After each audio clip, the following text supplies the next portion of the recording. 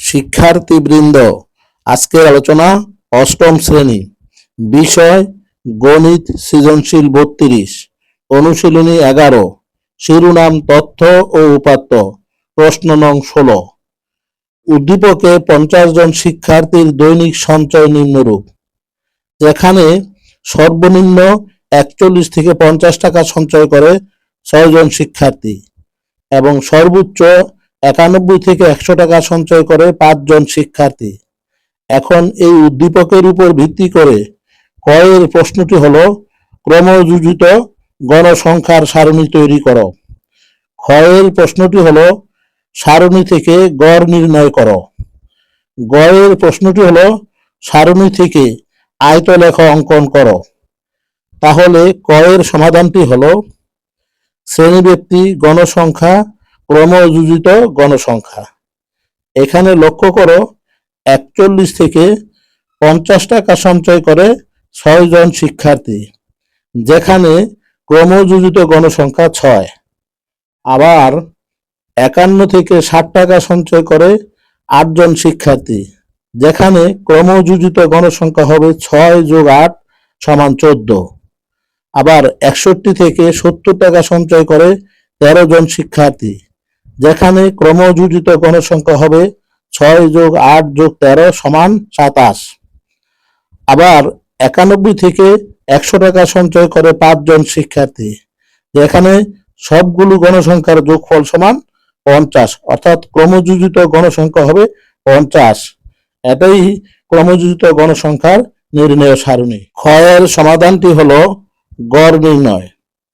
লক্ষ্য করো শ্রেণীব্যক্তি শ্রেণী মধ্যমান x, গণসংখ্যা f, চতুর্থ কলামে f গুণ x। এখানে প্রথম শ্রেণীব্যক্তিতে 41 থেকে 50, এই শ্রেণীব্যক্তির শ্রেণী মধ্যমান 45.5, গণসংখ্যা f। এখানে 45.5 গুণ 6 সমান 273। আবার 51 থেকে 60 শ্রেণীব্যক্তির শ্রেণী মধ্যমান 55.5, গণসংখ্যা 8। এখানে 55.5 গুণ 8 সমান 444। অপরদিকে তৃতীয়, চতুর্থ, পঞ্চম ও ষষ্ঠ শ্রেণীব্যক্তির শ্রেণী মধ্যমান যথাক্রমে 65.5, 75.5, 85.5, 95.5। আবার গণসংখ্যা 13, 10, 8 এবং 5 পাওয়া যায়। এখন শ্রেণী মধ্যমান এবং গণসংখ্যা গুণ করে f গুণ x এর মান পাওয়া যাবে 851.5, 755, 684, 477.5। এখন এই সংখ্যাগুলোর যোগফল অর্থাৎ সামেশন fx সমান 3485। এখানে সবগুলো গণসংখ্যার যোগফল n সমান 50।